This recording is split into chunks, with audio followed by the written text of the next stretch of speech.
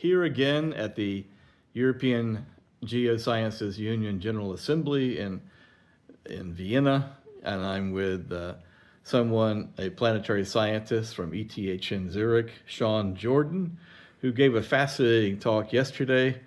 Unfortunately, I was not able to see, but he sent me a paper, and that was published in the name of the journal was Science Advances. Is that correct? Yes, that's And correct. just this past January, and your talk kind of gave a bit of a summary of the paper, but also you added on a few things. But tell us, Sean, you do a lot of Venus research. You're looking for exo-Venuses and characterizing exo-Venuses and how to best characterize uh, Venus-like planets and other extrasolar systems. What was the gist of your abstract? Well, Venus has had a really interesting relationship with habitability in our literature, and there are different ideas that have been proposed for whether Venus has always been an uninhabitable planet, whether it was born, dead and very hot ever since it formed, or whether there was the possibility that Venus perhaps in its ancient past had an ocean and was potentially more Earth-like. And so this is a really interesting question for ancient Venus, and it reflects on the habitability or the potential habitability of exoplanets. So what we investigate in this paper is how we can use some really interesting features of Venus's sulfur cycle, which is influenced by the starlight that it receives from its host star, how we can go to exoplanetary systems where the starlight is different and it drives different chemistry and a different sulfur cycle, how we can utilize that as an observational test of what could be going on at the surfaces of these Venus-like exoplanets and their potential for having surface liquid water or not. And so the bottom line is, if you can identify sulfur dioxide in their atmospheres, that is a negative sign for water. That's a telltale sign that at least for now, these planets don't have liquid water and are not going to be a great place to look for life. Exactly. That was a really interesting result proposed by Loftus et al. In 2019, where sulfur dioxide can be an anti-habitability signature. And what we show in our paper in Science Advances is that we can utilize sulfur dioxide as this geochemical indicator uniquely for exoplanets, Venus-like exoplanets, orbiting small red dwarf stars, M dwarf stars. And that's because the photochemistry that is driven by the light of those M dwarf stars is different for those Venus-like exoplanets compared to Venus in our solar system, where sulfur dioxide is really efficiently destroyed by sunlight. And the red dwarfs are interesting because they live so much longer than our own G-type star. Although the photochemistry, the UV flux, the stellar chromospheric activity can be potentially deleterious for astrobiology or emerging life on any sort of exo world. Do you care to comment on that? And how difficult is it just to get the spectra? That's a really interesting question. The question of whether planets orbiting these M dwarf stars can even hold on to atmospheres at all because they're being blasted with so much extreme ultraviolet and X-ray radiation, that's an open question that's currently trying to be answered with ongoing work with the James Webb Space Telescope. If it turns out that some of these M dwarf planets can retain atmospheres in spite of this high extreme radiation, the next question is going to be, what are these atmospheres like and what are the surfaces of these exoplanets like, and are any of them habitable? Now, what's interesting about the ultraviolet flux of M dwarf stars is that whilst it can be particularly high at extreme ultraviolet wavelengths, it's actually a lot lower at near UV ultraviolet wavelengths compared to the ultraviolet spectrum of the sun. And this has really important implications for the photochemistry driven in these exoplanet atmospheres, and in particular, we get less photodissociation, less destruction by ultraviolet light of our sulfur dioxide molecules if they're being outgassed on these exoplanets, leaving them there as geochemical indicators of a dry planetary surface for us to look at across the sky. And how many, ballpark figure, how many Venus-type exoplanets do we know of today? We know of a lot. We know of a lot. Several dozen.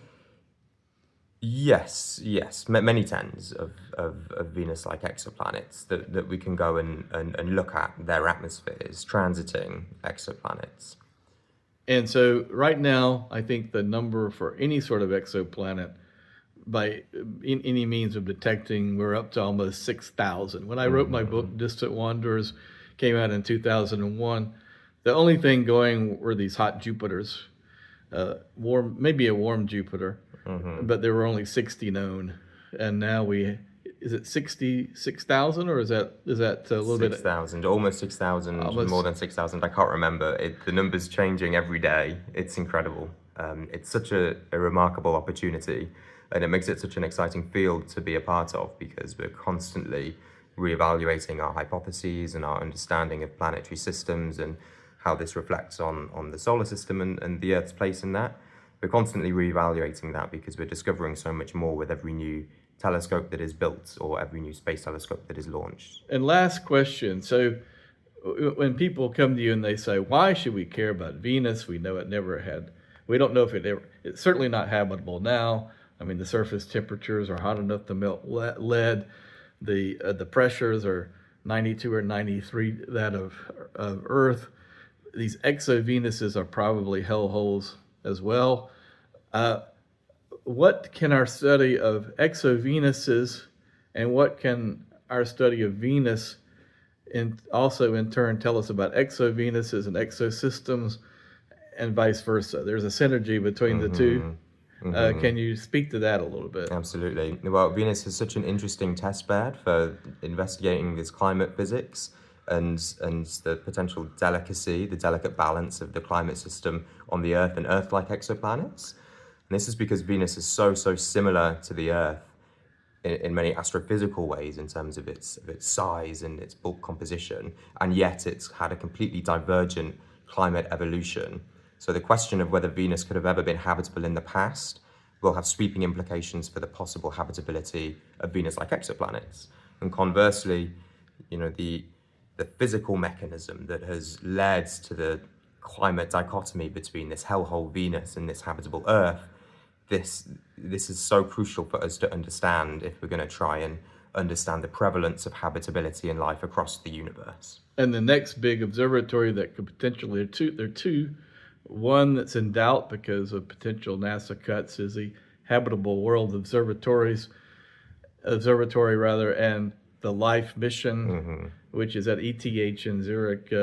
It's associated with ETH in Zurich. Exactly. But you're looking for funding for that. And they're both going to be interferometers, I think, or maybe the Habitable Worlds is not an interferometer, but you're going to be able to take high quality spectra of directly imaged exoplanets, potentially exo-Earths. Is that right? Exactly. Yeah, these are the next big flagship missions that are going to be able to survey the atmospheres of not just a few transiting planets, which we have to be limited to at the moment, but tens to dozens of possibly habitable Earth-like exoplanets orbiting sun-like stars and other kinds of stars. And so it's going to open up a really wide and interesting parameter space and potentially give us these Earth-like analog exoplanets. And exoplanetary science and exo-Venus science, or even Venus science, even with our dearth of missions to Venus in the last 30 years,